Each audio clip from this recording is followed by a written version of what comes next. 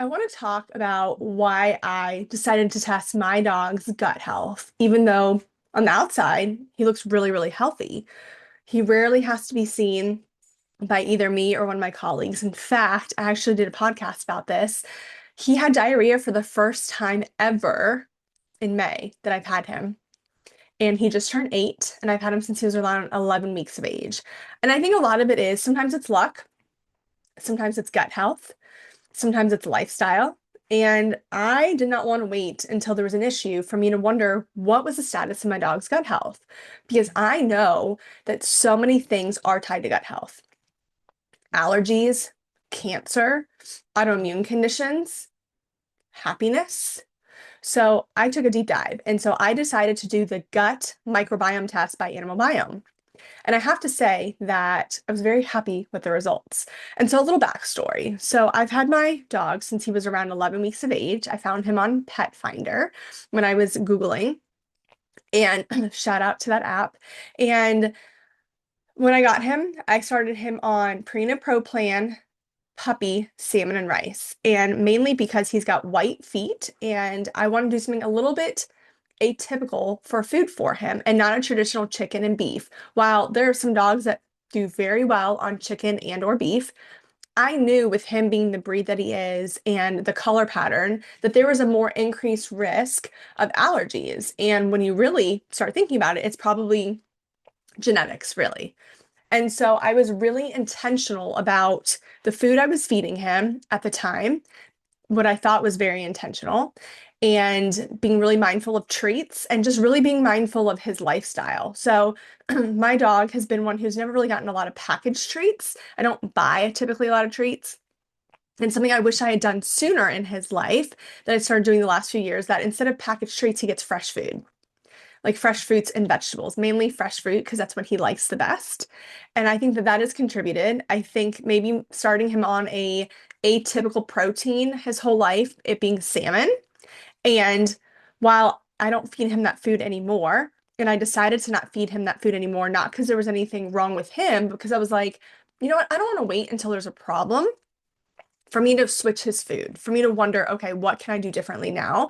And so I've seen it a lot with pet owners, and I'm going to tell you, I had the same thing happen to me with one of my heart dogs, is that she got suddenly sick and I was grasping at straws. I was seeing specialist after specialist, trying to change her food, trying to do this, trying to do that.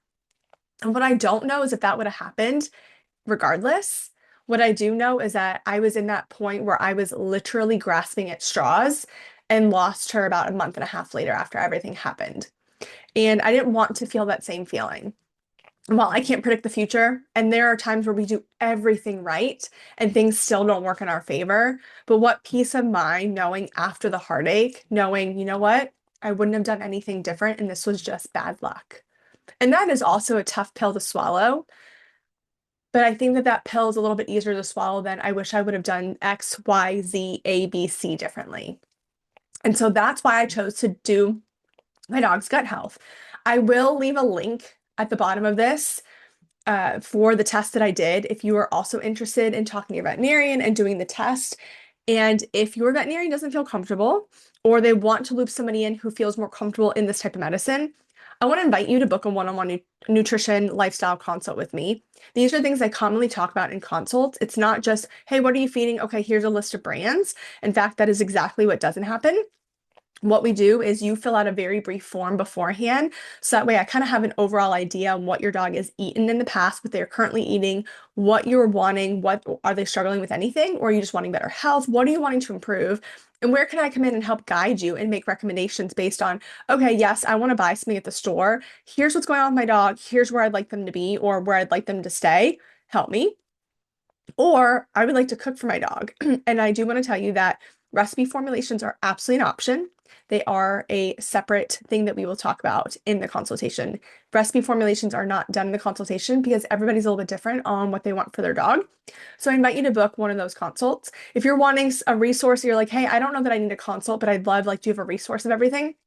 I also want to invite you to download The Truth About Dog Food, where it is a resource that I made for a pet owner just like you, where it talks you through a lot of the truth about dog food and what you need to be aware of. And I hear repeatedly that the supplement section is worth its weight in gold in just that section. So going back to testing my dog's gut microbiome, again, he's been healthy almost his entire life. The only thing he's really had addressed is he's had a few bumps, tumors pop up. I've had them almost all removed. All of them, thank God, are benign. He does have a little spot on his right eye where it's pigmented, where I have the ophthalmologist look at it every 6 months, make sure it's not changing into anything. He's had that since he was about a year of age. Other than that, he has really been what I would say healthy, especially for his breed and his color pattern. I've been very, very happy. And I really do think that a lot of it is from the life that I'm helping him live. I also wanted to know, is there anything I can be doing differently? So I did the test with Animal Biome. There is a oral one, and then there is a poop one. I decided to do the poop one. Now, oral health is just as important in that bacteria, that community, and that's probably something I will also do as well, because that bacteria here talks to the bacteria in their gut, equally as important. I was really interested in starting with his poop first and kind of like working my way back up. And so it's very simple. They send you a box, you register it, and you collect a certain amount of poop from your dog. So I did it in the morning when he went to the bathroom, put it in a tube, send it off in a box. I got my results, I think within about, it was 10 days or less. I was very, very impressed with it. And it was very interesting. I had no idea what to think about. And here's the thing is that my dog had been a majority, basically his whole life had been on a very traditional kibble. And when you know better, you can do better. And what I'm not demonizing is I'm not demonizing traditional kibble. It works for a lot of pets and a lot of pet owners. I just knew that I wanted to elevate my dog's health. And the first way I was going to do that was with what I was feeding him, by feeding him a less processed food.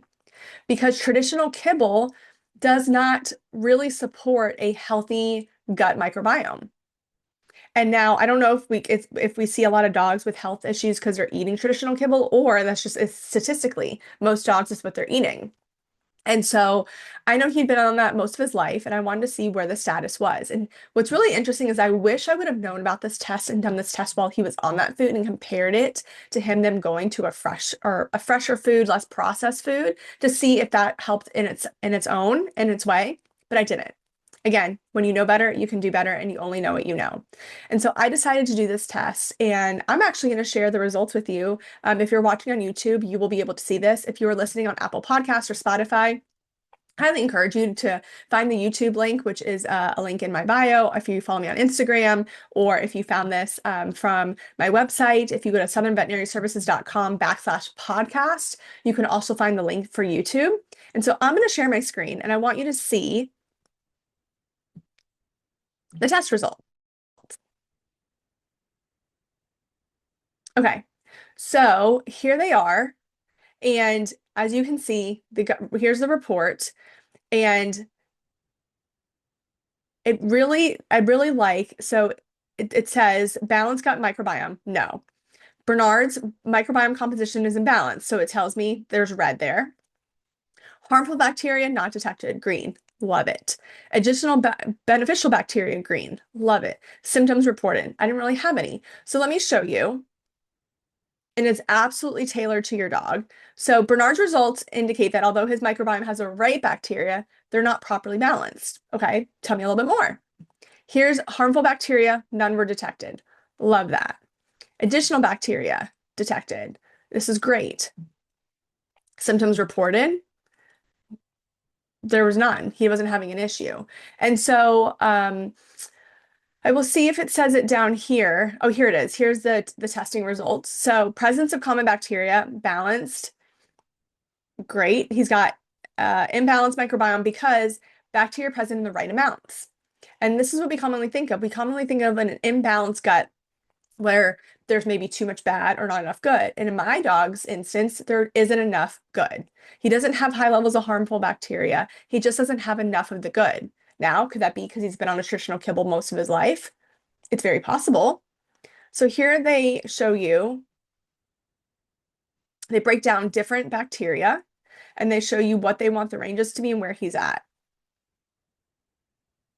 So Fusobacterium, he's a little high on it, and it goes into telling you what it helps. What's really interesting about this Fusobacterium, what helping your dog digest their protein, This is a bacteria that is commonly damaged in dogs that have been on metronidazole. Interestingly, my dog has never been on metronidazole that I'm aware of, unless it was before 11 weeks of age. I've never had him on metronidazole. So this is very interesting. Again, I really like how it breaks it down, where he's at a numerical value.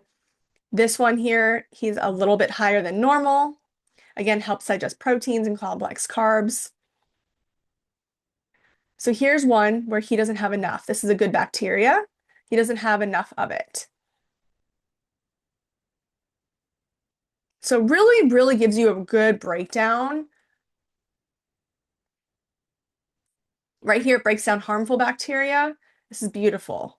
Beautiful, beautiful, beautiful. I also would like to attribute this to my dog has not been on rounds and rounds and rounds of medication or antibiotics.